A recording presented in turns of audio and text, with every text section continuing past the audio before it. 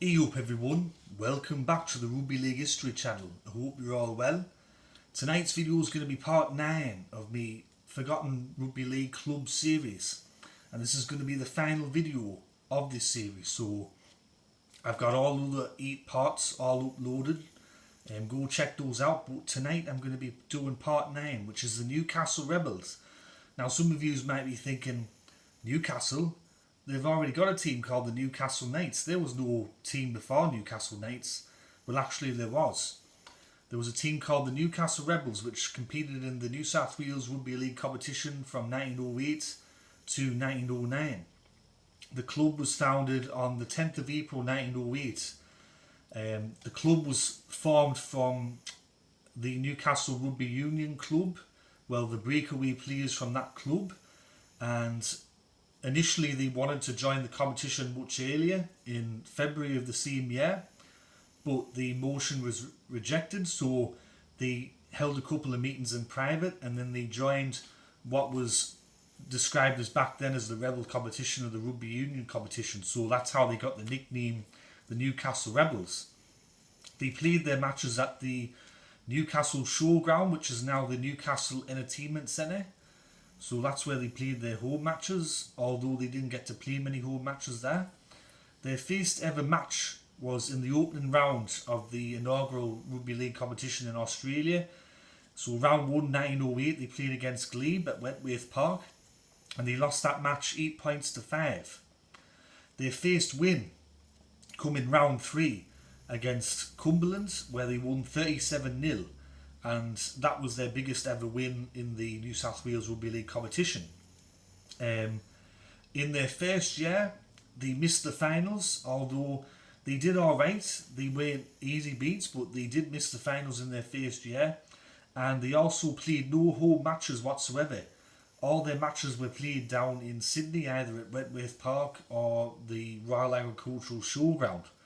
So you get everyone banging on this year about New Zealand not having a home match, or some other teams not having a home game at the moment. Well, Newcastle went the whole year without having a home match. In the second and final year that they were in the competition, the club actually did finally get to play a home match, and this time it was against Eastern Suburbs in round 5 of that year at the Newcastle Showground, and they lost 18 points to 16. So they got close to winning their first home match, but they just fell short. Arguably, probably their greatest ever moment as a club was in the final round of the 1909 season. They defeated South Sydney 5-0 at the Newcastle Showgrounds, and up until that point South Sydney were undefeated throughout the year. So it was a big win for Newcastle, and it ended South Sydney's winning streak that year.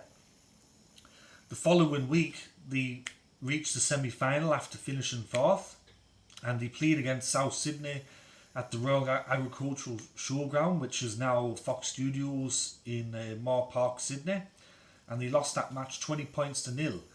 And this would turn out to be Newcastle's final ever game in the New South Wales Rugby League competition.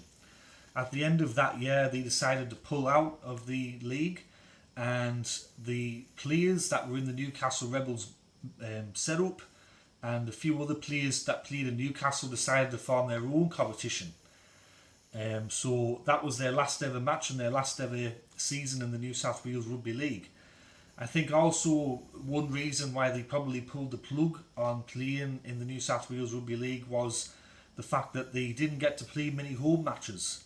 So back in those days they didn't have cars and planes, and they didn't have fast trains to take them down from Newcastle every week, or so they probably would have had to catch a steam train or maybe a horse and carriage, who knows, to get to Sydney. It would have been a long time to travel from Newcastle to Sydney in those days. So I think that's probably one of the reasons why they left the competition to form their own competition in Newcastle.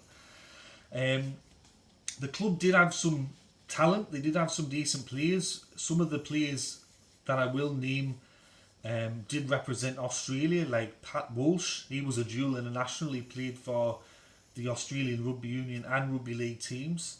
There was Stan Carpenter, who also was the record point scorer for the club. And also there was Edward McGuinness, who was the record appearance holder for the club. He played for New South Wales, and he also had a long career in the New South Wales Rugby League competition with Belmead, Glebe and Annandale, and he retired 11 years after Newcastle Rebels decided to leave the competition. So with the Newcastle Rebels, their badge was just basically an M on the chest of their shirt, and they wore a red and white striped jersey with black shorts and black socks. So their shirt was very similar to the St George jersey that St George wore very early on in their existence. Now, in 2008, the Newcastle Knights Rugby League Club, in tribute to the Newcastle Rebels, actually wore the Newcastle Rebels strip in a game in the centenary year of the NRL competition. So I forget exactly who they played, but I do remember them wearing that shirt, and I think you can actually buy it online. It was the Newcastle Heritage strip, so in some ways the Newcastle Knights, even though they're not directly related to the Newcastle Rebels club, they did a tribute to them, and I thought it was a nice touch. But anyways, that's me video, everyone. That's me part 9 video for the Newcastle Rebels, my final video in this Forgotten Rugby League series. I hope you enjoyed the video. I hope that you learned something. Maybe you didn't know that there was a Newcastle club before Newcastle Knights.